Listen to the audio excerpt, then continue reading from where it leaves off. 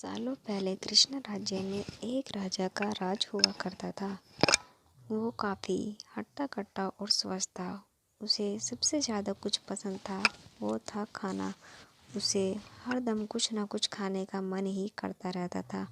हर दम खाते रहने से उस राजा को मोटापे की परेशानी हो गई थी। होते होते मोटापा इतना बढ़ गया कि वो राजा बीमार रहने लगा।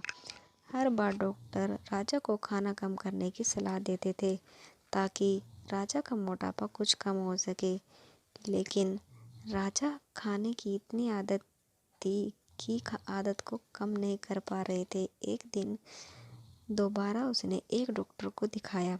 उसने भी राजा को खाना कम करने की सलाह दी।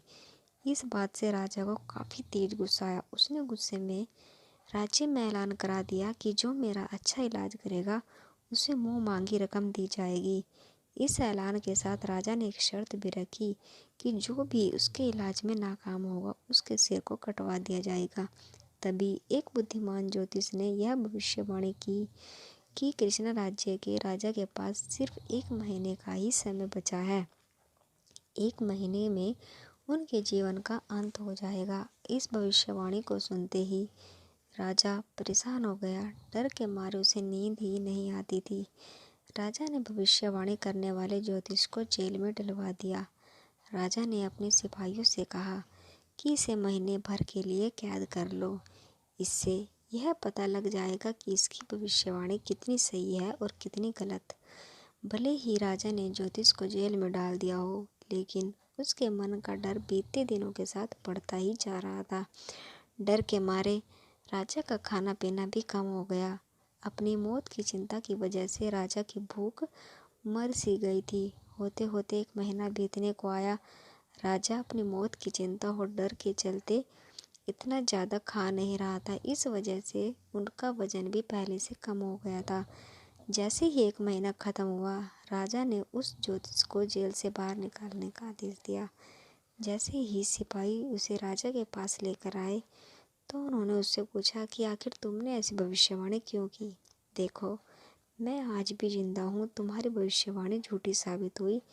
अब मैं तुम्हारा सिर कटवा दूंगा ताकि तुम आगे से ऐसी भविष्यवाणी करके लोगों को परेशान न कर सको।